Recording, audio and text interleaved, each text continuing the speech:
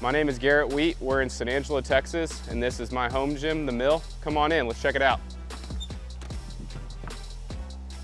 How I got into fitness was I was a high school tennis player and then went off to Texas A&M and was about 20 yards away from the second largest dining hall in the nation and gained a lot of weight and was trying to play for the A&M paintball team and go win a national title for them. As you can see, that was my first love of, outside of high school sports. And to get fit, I realized that I needed to do something other than just play a sport. I needed to work out and didn't know what that was. And turned on the TV one day and saw I think it was about the 2016 CrossFit Games, and kind of fell in love and haven't looked back since. Throughout the years, I found different loves and different passions, and over this past year I started doing this cool sport called the tactical games. And in a very simplistic form, it's CrossFit and shooting, AR and pistol.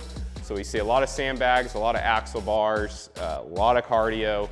But that's primarily the sport that I train for nowadays. Probably what is used the most now is these sandbags. Just trying to really work on that power, obviously bars and plates, but these sandbags, 200 and 250 is really kicking my tail, so we're really trying to make that feel normal and feel light. And so that's been here recently over the past year, by far the most used piece of equipment. What is my favorite piece of equipment? It has to be the staple that is the Castro rig. This is the Monster Lite edition. One of my first friends I made in CrossFit had the Infinity edition when they first came out. I loved it and always wanted to copy him. And when I built this gym, I bought the Monster Lite edition. I really thought I was gonna have to anchor it. I had all the steel and everything to anchor it to my building, but this sucker doesn't move no matter how many people you have on it doing muscle-ups, wall balls, you name it. It's just something cool, it's big, it's fun. Maybe is there better ways to do it? Maybe, but this is just so cool. It's my pride and joy at the gym. It gets used every day with attachments. The kids run and jump on it with their pull-up bars and their rings, and then obviously with tactical games we climb a lot of ropes. So I'm in construction and large-scale commercial construction, so I have access to a lot of different ways. But when I was building this gym, Rogue had just come out with the Rogue Gym Builder. The Rogue Gym Builder actually tended to be easier to use than the resources I'm used to in my profession. Now, when I had to generate plans and things like that to send off permitting, I had to go back and use the softwares that I'm used for. But when it came to visualizing and seeing space and setting things to scale, I really wanted all my equipment to be accessible at all times. I didn't want to have to take things down to go use a piece of equipment. And so the Rogue Gym Builder really allowed me to make sure I didn't overclutter the space. If it's in here, it gets used, and I get to go in still. I keep my Gym Builder open anytime I want to add new equipment. Walking over here for tactical games, we see a lot of axle bars.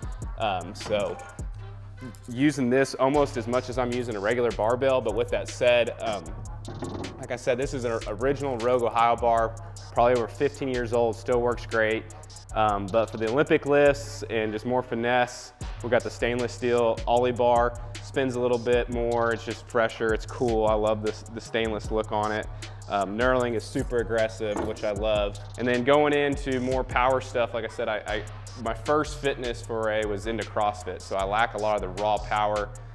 So we use the Rogue bench, the adjustable bench. Being a tennis kid and being a CrossFitter, we never benched.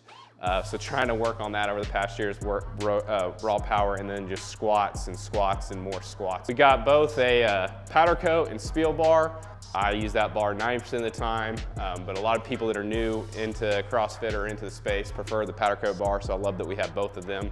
We use a lot of sleds, a lot of sled pulls, sled pushes, you name it. Having the plastic skis on it makes it super, super easy to use. Just sandbag, sandbag, sandbag. And you can never have enough plates. I prefer, bumper plates. You can just use them for a lot of things. We got the HD 2.0s. These were the first purchase I made with Rogue that I actually bought with my own money.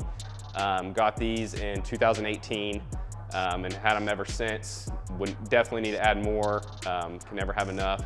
With a 3-year-old and a 1-year-old running around, we don't get the opportunity to get out to the street because we're usually parenting as well as we're working out. So that gives me the opportunity to work on my running. 2 Rogue plyo boxes, they're well built. I've tried to build them myself. can't build them any better or any cheaper for that matter. We've got lots of equipment. It's constantly changing. We're always looking for ways to improve our training. We've got little trinkets all over the place, but those are some of my favorite pieces from Rogue that I've really enjoyed working with. All right, and that's a wrap. This has been my home gym, The Mill. If you haven't caught on yet, our last name is The Wheat, so The Wheat Mill, and so we take pride in that. I hope you enjoyed this tour. If you ever find yourself in West Texas, specifically San Angelo, stop by. Thanks.